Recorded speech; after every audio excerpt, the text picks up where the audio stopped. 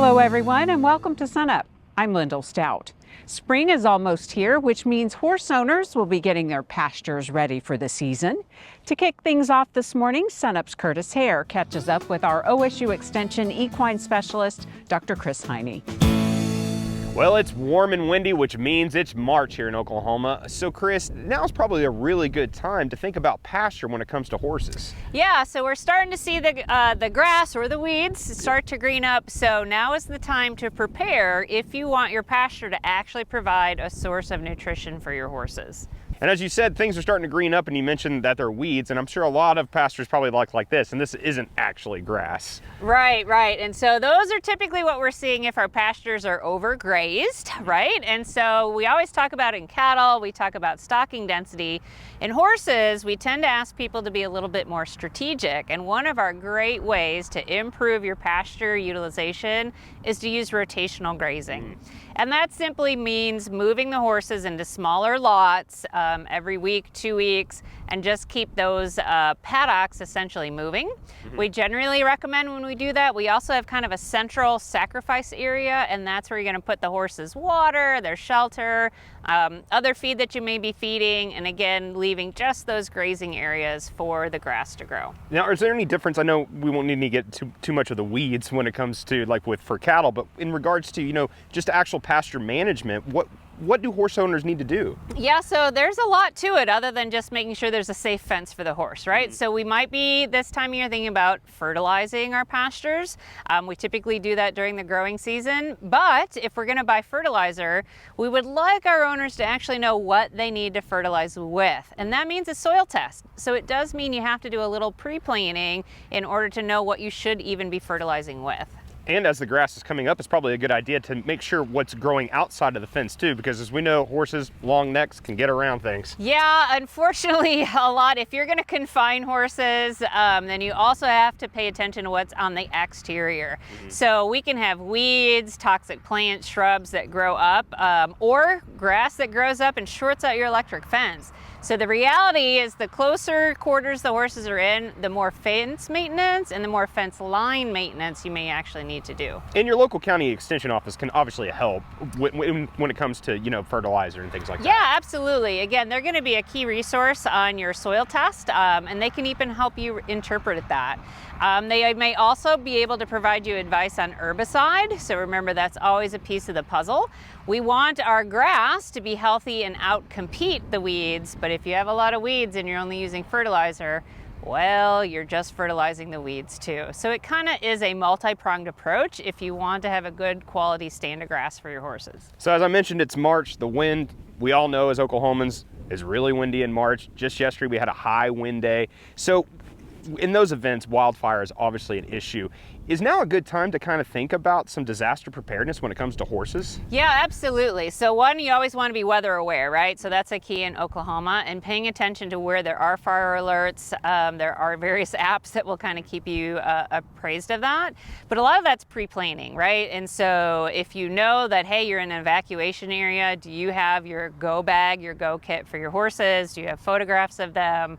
Food, water supplies, halter, trailers ready to be hooked up so that you can leave at a moment's notice.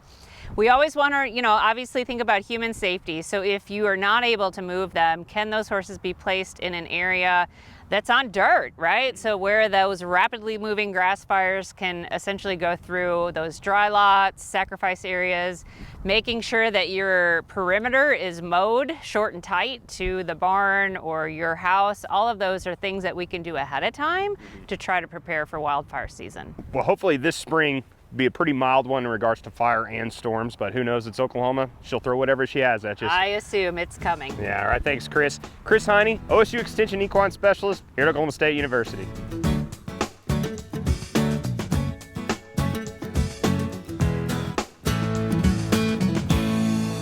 We're talking wheat management now with Dr. Brian Arnall, our OSU Extension soil nutrient management specialist. Brian, the wheat has really taken off these last couple of weeks. It really has. It's enjoyed the moisture and it's enjoyed the warm weather, and we're really starting to see it pick up and grow rapidly. In terms of management guidance this time of year, what kind of questions are you getting and what kind of answers are you providing? So the big question is nitrogen management, because everything else is kind of nutrient-wise is already been done and decided. So we're really into the nitrogen management realm. When, how much, what sources. And what I'd say is that, you know, where we're at, we've got some of the bigger wheat. It's early planted in behind us. We've got some good biomass to it. It's growing rapidly. It needs nutrients. There's still a lot of wheat out there that was that really late planted wheat that's just now starting to take off. Both of them have time. The little wheat's got a little bit more. And so we still have opportunity to guide and gauge what the environment's giving us. And I say that because, you know, a lot of our research has showed that we can delay nitrogen until we get really good weather up to hollow stem a little bit after. And that lets us say, okay, is it going to rain again, right? If it stops raining right now, we might have all the nutrients we need in the soil to get the crop that we're going to get with the moisture we have. But if we get another good rain chance coming, you know, the end of March, early April, that's a really good opportunity. It's like, all right, we're going to have more moisture, we're going to have more yield potential. Let's invest a little bit more into this crop to make sure that we can produce as much as we can. How are things looking overall in terms of wheat quality and some of the challenges we had around planting time? How's that translating now when things are really taking off? You know, if you drove around a couple weeks ago when it was still cold, a lot of the early planted stuff, you saw a lot of areas that were really hit hard with the winter kill and hit hard with abiotic stress. That's the drought and the heat and all the other things. We're starting to see that kind of liven up and starting to see what I'd say the mosaic patterns starting to fill in a little bit. We're seeing some of that fill in. On the wheat that I've been on that was a little bit later planted, we're hit and miss on our stand. Like some of the stands aren't just perfect. They're not bad, but they're not perfect. And so the wheat's starting to grow. The great thing about wheat is it can tiller, it can make up for the absence of stand by adding extra tillers in this next couple months and getting the yield. So overall, the wheat looks pretty good given the fall that we had, the late planted, the dry, and then really we've been quite cold, right? We're just now starting to warm up and the soil's starting to go. What are the ideal conditions we need in terms of nitrogen application and weather conditions to get us to the finish line and have a great harvest? So right now we really need a couple more rainfall events. That's for nitrogen, that's for grain yield. We still got some pockets that have missed the rains. I was up at the Kansas line around just south of Caldwell, Kansas, and it hasn't rained there in quite a while. Now there's at least soil moisture, but it's going to have some soil moisture. If we want to apply nitrogen, we're definitely going to need some rainfall to incorporate that nitrogen, right? So we need a couple rainfall events that we usually get in April. If we get those April-May rainfall events, you know, in a season that we need fungicide, because that means we have moisture that allows the pathogens to grow well. So we need that year that we're going to have spray fungicides. And then as we get into grain fill, we need the temperatures to be cool. We need that greenhouse effect. We need it to warm up but not be 90 degrees. And we need some decent humidity so that those berries can fill to their full potential. We can get all that and get all the grain we can out of it. You have a lot of fact sheets. The top dress one would be really relevant this time of year. Yeah, definitely check out the fact sheets. We've got a lot of fact sheets on top dressing, about sensors, about using the enriched strips right now, which is still an opportunity. So we do have a lot of information through the OSU fact sheets. Let's switch gears now and talk about corn for just a little bit. It's really time to already start thinking about spring crops. Absolutely. A couple of the early birds have been rolling. I've seen a few planters dropping some seed in the ground. It's a little early for me, but you know, we're really making those plans. And so right now there's a lot of folks that already put out their pre-plant nitrogen for corn, added their phosphorus, but you know, so now we're in the decision, am I going to do in furrow? That means that fertilizer with the seed. How much? And a lot of that is still dependent upon soil tests. And so there's still a week or two available before you really have to start going. Make sure you know where your soils are at. Have your old soil test or something. If your phosphorus or pH is a little off, make sure you have some phosphorus in furrow. We've got some great opportunities and options as far as products we can use for that are cost effective that get the job done. So just make sure that corn crop has a good start, and that it's not so much the nitrogen, it's really about the phosphorus for me to get that good corn start. And then right on the heels of corn, talking about the other spring crops. What kind of guidance do you have there? Yeah, we've got, right after corn, now we're dropping soy, sorghum, and cotton in. It's very much the same. Let's take care of the big things, make sure that the seed's in good soil moisture, you get good planting, and you have that phosphorus and the potassium and the elements it needs in place so that crop has a really good start and can take off. And you update content on your blog pretty regularly. Absolutely, and we've got some new blogs out. One is about inoculum in soybean that Dr. Lofton wrote, and I've got a blog that was also recently released about nitrogen and sulfur applications in wheat. Lots to talk about, as usual. Brian, great to see you. Thanks a lot. Thank you. And for a link to the fact sheet that Brian mentioned, as well as his blog, just go to sunup.okstate.edu. We want to take a minute to highlight our sister show, Oklahoma Gardening, as they celebrate a major milestone, 50 years of broadcasting. From our simple beginnings in 1975 to becoming Oklahoma's trusted source for research-based gardening solutions. Congratulations, Oklahoma Gardening, and here's to 50 more. Be sure to tune in on Thursday, March 27th on OETA to catch their documentary celebrating this milestone. Or you can catch it on their regular scheduled broadcast that weekend.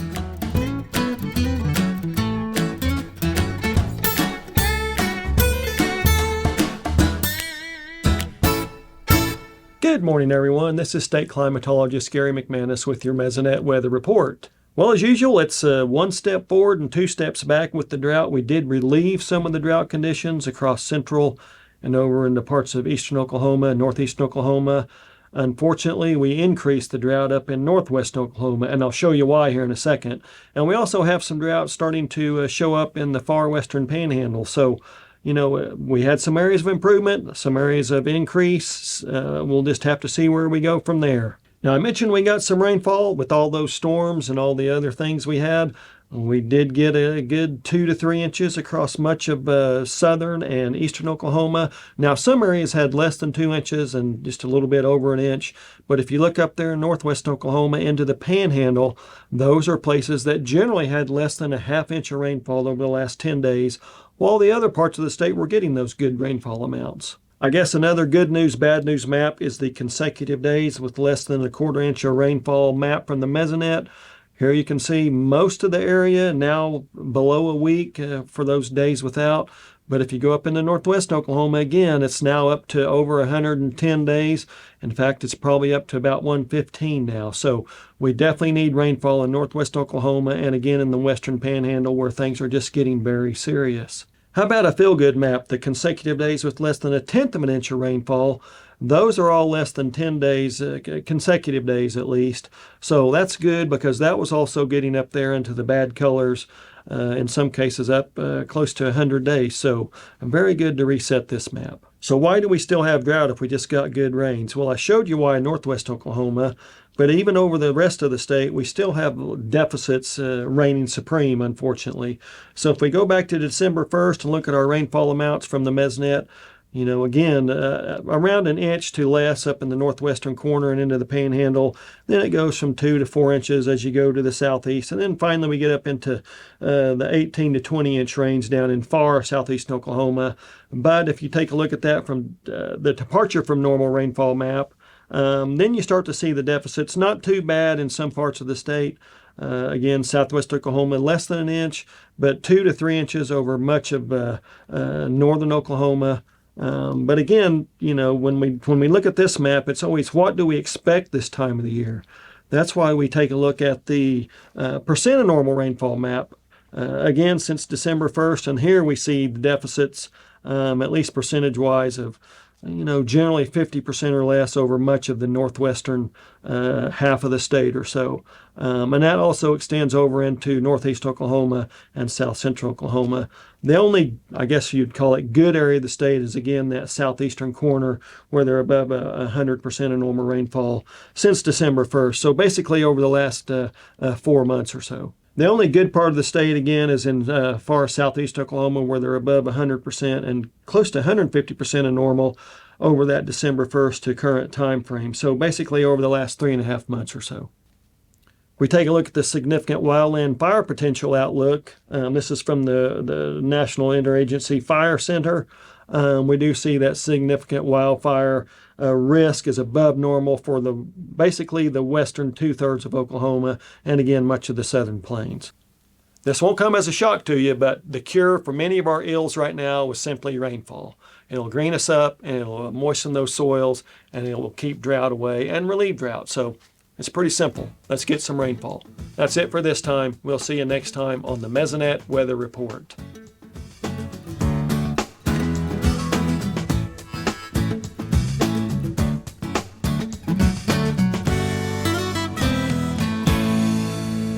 We're joined now by Dr. John Michael Riley to talk about the latest in the crop markets. And John Michael, a lot of stock market stuff in the news this week. And the question top of mind for me was any impact on crops? Absolutely. Seeing some topsy-turviness in that market, but luckily for the most part at the agricultural farm level, we don't always see that spill over into what we experience with our ag market prices.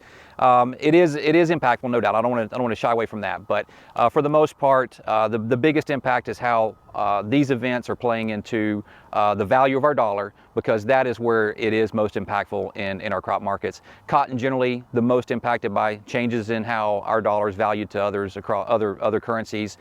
We also export about any given year about half of our wheat, about half of our soybeans, but very little corn. So cotton typically the most impacted.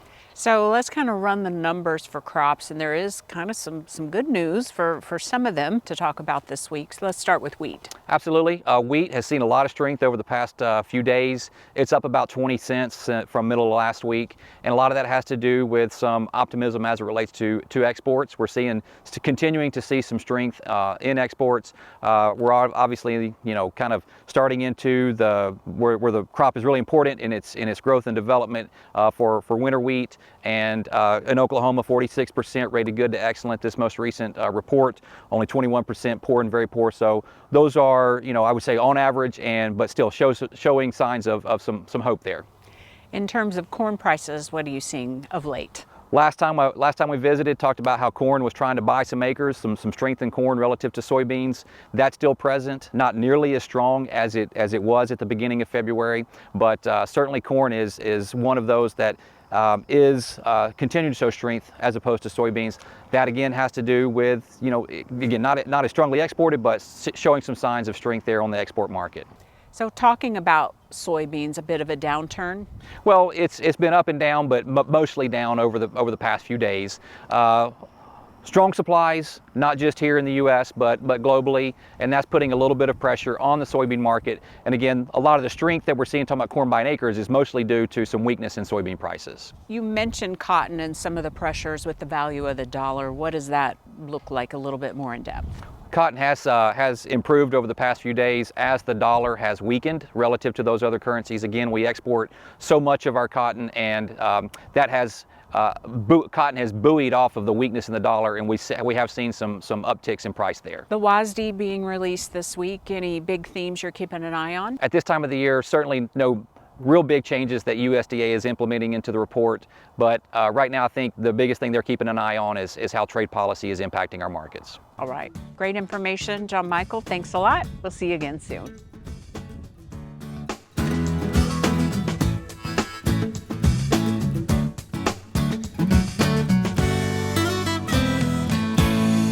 Good morning, Oklahoma, and welcome to Cow-Calf Corner.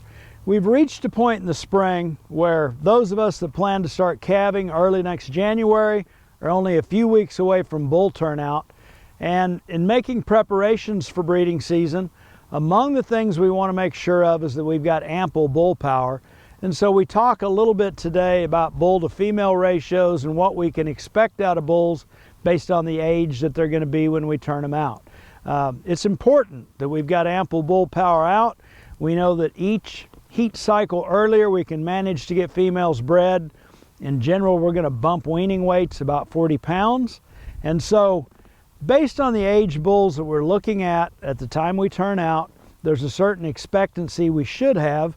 And the general rule of thumb I like to keep in mind, if we're looking at a yearling bull that has passed a breeding soundness exam, which is also another key component in knowing that we've got bulls that are ready, as well as a bull that is in a body condition score 6 and is charged up in terms of body condition so that he's got the the staying power to go out there and get cows bred for us in a defined breeding season.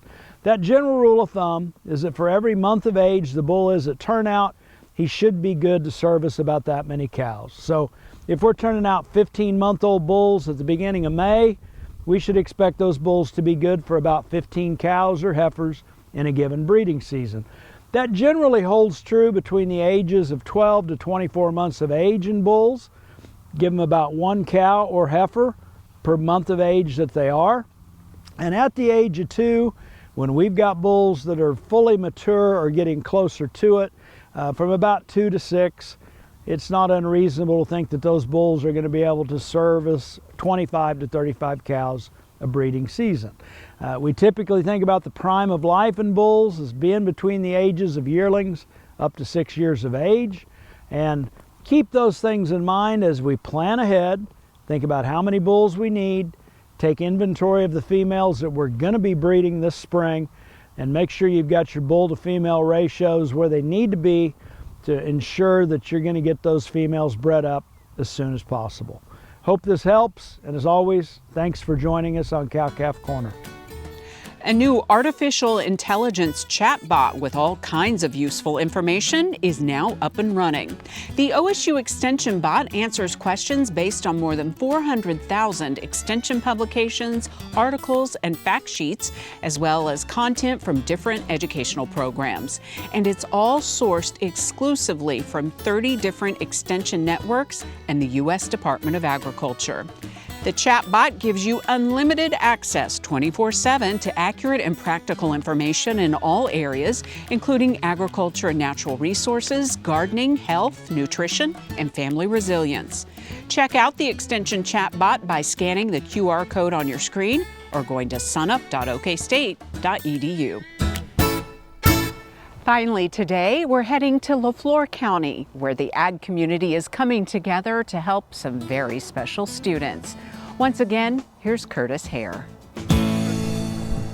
Fairgrounds are a special place. Thousands of warm memories that will eventually settle into nostalgia are made in these exhibit buildings all over the state. And that's no different here at the LaFleur County Fairgrounds. Though today, these memories are going to be extra special for everyone involved.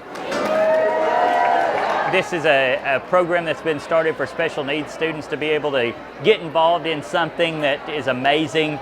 Justin Kennedy is the superintendent for LaFleur County Public Schools. He says this is the second year for this section of this livestock show, and it's a wonderful opportunity for these kids. Let's give Kara a round of applause. These kids get an opportunity that they have special needs, that they may not be involved in anything, and they can get out here and show an animal today, have a lot of fun, and get some exposure, maybe find something that they like and want to get involved with. Nearly 90 special needs students from all over LaFleur County are showing today. Each competitor has a volunteer waiting for them with an animal ready to show. A trip around the ring with non-stop encouragement from everyone here.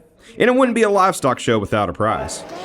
And we've grown. Last year we had 80 kids, so I'm hopeful that we just keep growing this program. Leanna Palmer is an OSU Extension ag educator for LaFleur County, and this was her idea to put this event into action. Yeah, so as the ag educator, I do school enrichment across our county. LaFleur County is a really large county. We serve about 17 schools. And so getting in those classrooms, I immediately saw a need. I met with these special needs kids.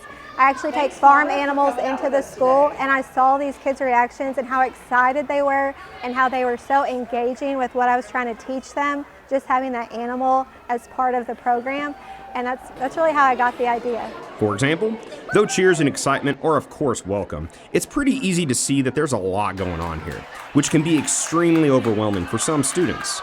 So, Leanna set up a sensory station.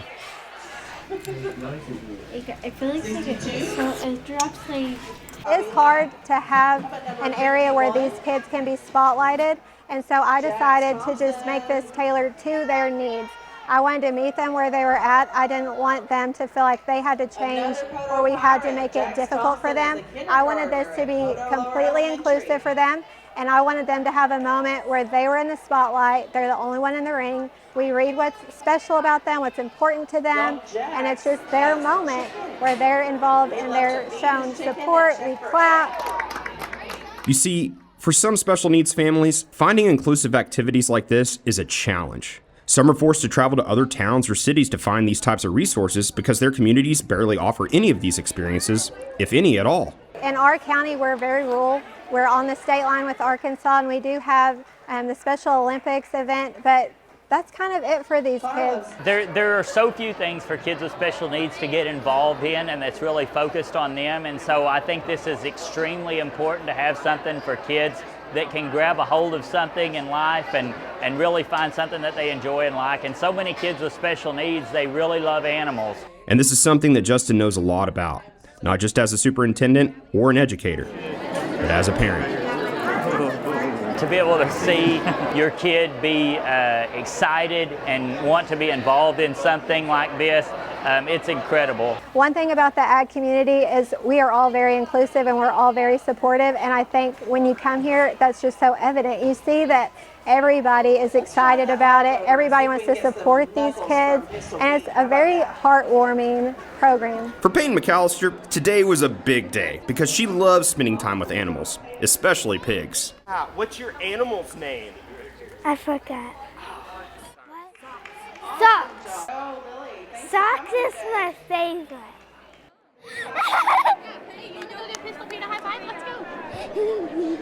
And Pistol Pete is cool and all, but he wasn't the most important person in attendance. And who did you meet today? Nina! Leanna says she hopes this livestock show can inspire other county educators and community organizers to start their own events, because at the end of the day, it's all about inclusion. And that goes a long ways. Are you happy? I'm happy for you. Good job, Peyton. Boom! Ah! In LaFleur County, I'm Curtis Hare. That'll do it for our show this week. A reminder, you can see SUNUP anytime on our website, and also follow us on social media and stream us anytime at youtube.com/SUNUPTV. I'm Lyndall Stout. Have a great week, everyone, and remember, Oklahoma agriculture starts at SUNUP.